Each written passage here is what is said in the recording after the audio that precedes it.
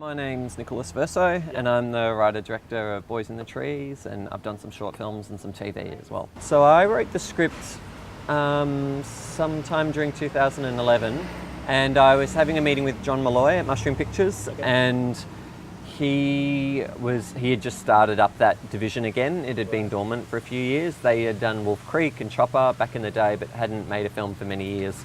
So, and they were actively looking, and he read the script and just really loved it. I think all of the four characters, Jonah, Django and Romany, I think there's aspects of me in all of them. You know, so part of me's, I think different qualities of mine are in each of those, combined with observations of people I knew or know. So I don't think it's just me and the protagonist. I think I'm in the others as well. And it's interesting because I've written a lot of other scripts as well that had female protagonists and female characters, but they weren't picked up by producers necessarily. Whether that was because they weren't as strong or honest, I don't know, or whether there was more interest in a male protagonist. Whether there was more interest in a film with a male lead, you know, I'm not sure. So, but yeah, I think there is definitely, I think no matter who you write, you put aspects of yourself in it. So you're always looking at ways to make characters feel true and feel honest. So I think the best way for me is to draw upon reality and what feels right, rather than what I've seen in films, but what I've actually seen out in the world, how people behave and what they do.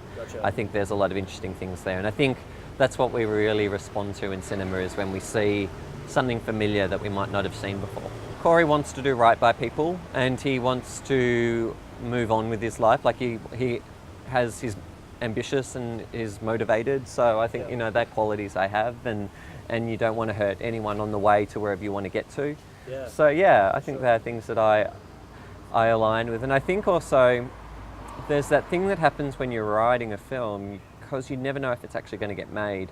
So you want the writing itself to be its own reward, you know, and its own transformative process. So I think if you're writing stories about the change you want in your own life, then it inevitably happens to a degree, even if it's just on the story level.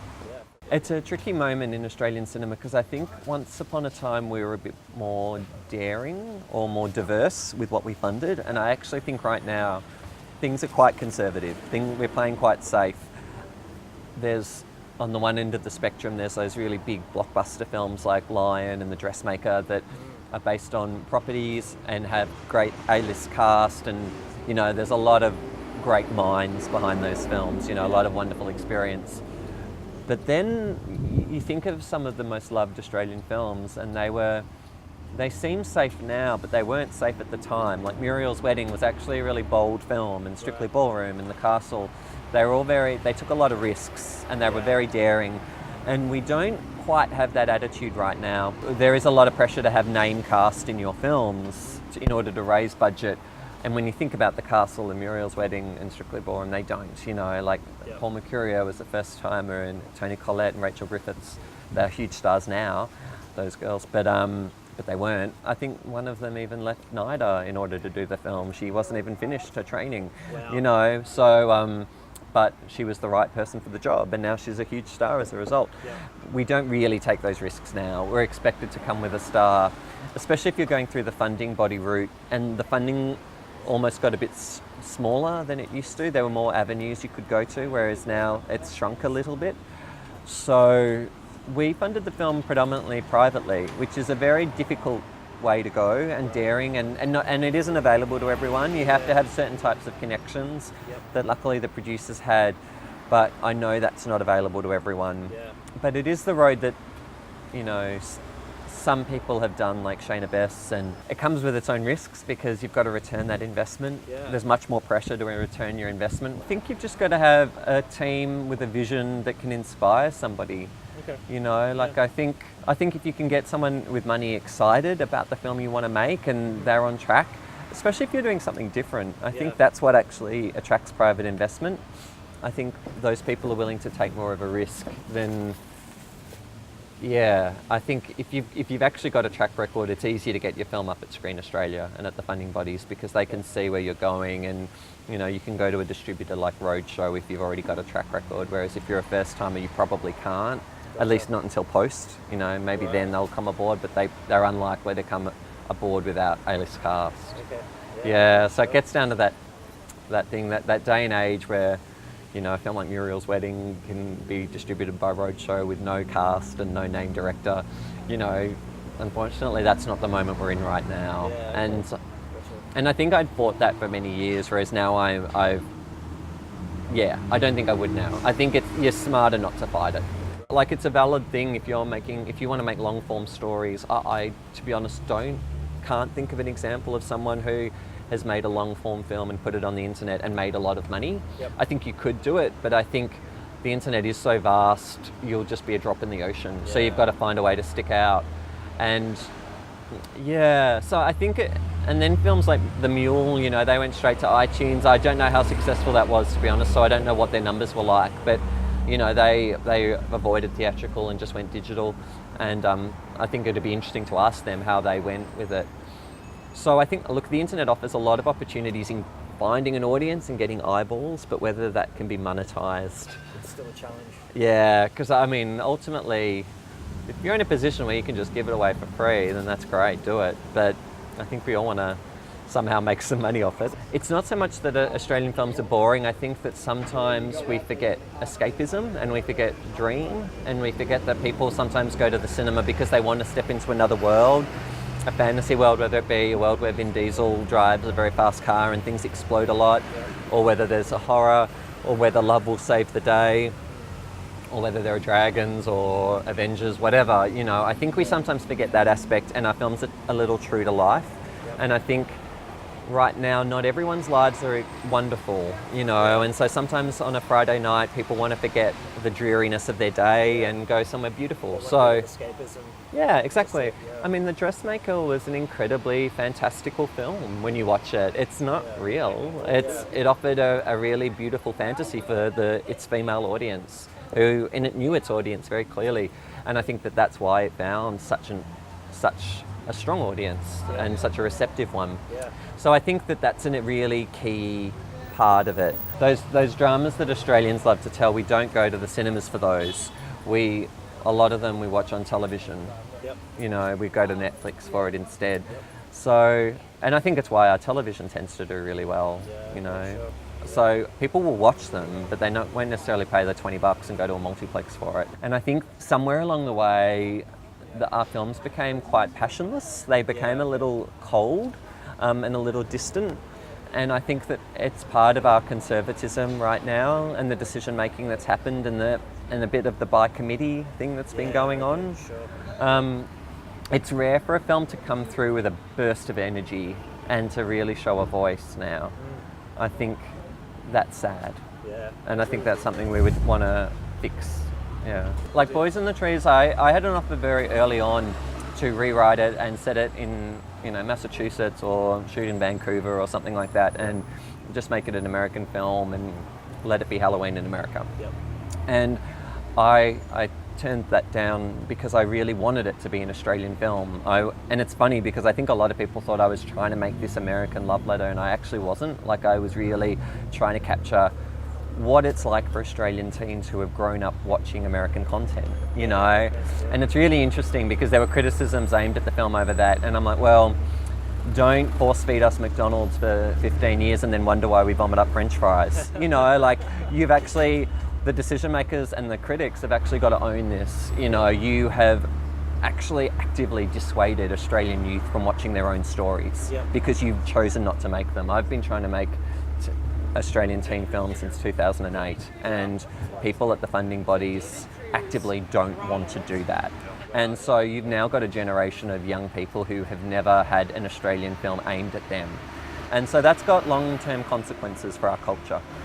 And so yeah, we do go to American culture to inspire and for guidance. That's what stories do to you as a teenager. You're looking to music, you're looking to film and to television to guide you for your role models. And we haven't given those to Australian youth. So I wanted to capture that in-between stage that we're in right now, where Australian youth are growing up with American culture shaping them. And this is where we're at. And to anyone who doesn't think that's true and that's honest, then I'm sorry, but I firmly disagree with you. And I think those people who think, oh, we don't celebrate Halloween in Australia, it's just like, well, sorry, get your head out of your ass, because we do, and it does take a strange form. And I'm sorry, but those Blinky Bill, Crocodile Dundee days are long gone, and you can cling to that dream of Australia, but it's gone.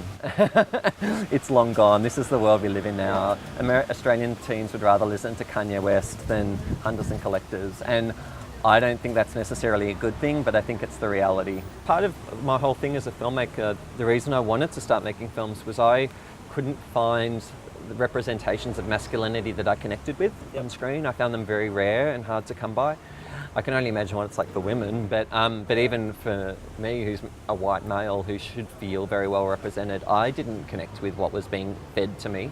So I wanted to broaden that a bit and find some other ways of showing male relationships and intimacy that weren't as binary, that didn't fall into the heterosexual or homosexual sort of options that you're given. You know, there are grey areas, and then there's also just different ways people connect that we're not necessarily taught is okay. So so I think it actually has a positive trickle-down effect. I think if men sort their shit out, then maybe there'll be a few less issues with how men deal with women. You know, I think a lot of the gender imbalances are to do with broken masculinity. So I think if I can help bolster that, I am actually, you know, helping the feminist agenda, I feel, by doing that. Even though I may not have as many female characters as I should. Ultimately, I hope that one helps the other. Well, I think it's an interesting moment we're in right now, because I think, and it comes down to training grounds and how the current filmmakers have been trained. Like, there are a lot of filmmakers who, in the last sort of generation, who came up through the 70s and 80s and 90s, who went through Crawford's and Simpson Le Mesurier, and so they got trained on these TV productions which were about storytelling and keep the story moving, and they learned to be very efficient and effective filmmakers. And they got onto their first films very early, so they were being experimental within the feature film itself. I think the new generation of filmmakers coming through haven't had that experience, because I think TV's not as easy to penetrate as it once was, because we don't have those long run series. We've now got these shorter run series, so you tend to see the same directors who have been doing it for 10, 15 years or longer, directing them rather than newcomers.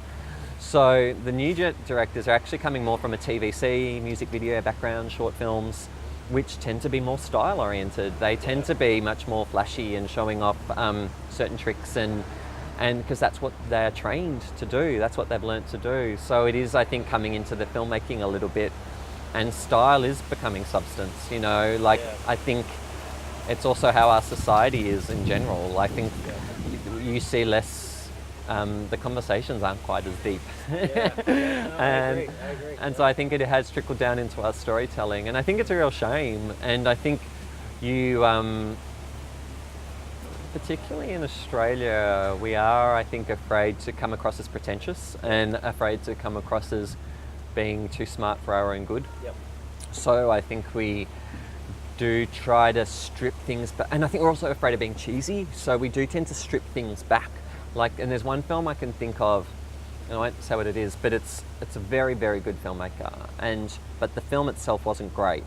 And when I was talking to people who worked on it, apparently there were things in the script that were there, and the filmmaker had cut them out because he was afraid that they would be cheesy or be seen as not being the vision of the film he wanted to make. But I think if they were there, the film would have connected with people more. I think they actually would have felt more substance, and they would have been on board more. And I think by removing them, he actually had created the substance. They were there, but then the audience didn't get to see it. So it wasn't that the filmmaker was stupid by any means. He had written a very smart film. Yeah, exactly. And I think he also felt that audiences wouldn't be receptive to it. And I think that's sad that as a culture we would feel that way. And so you do, I guess, have to trust your audience that they are smart and that they are willing to think.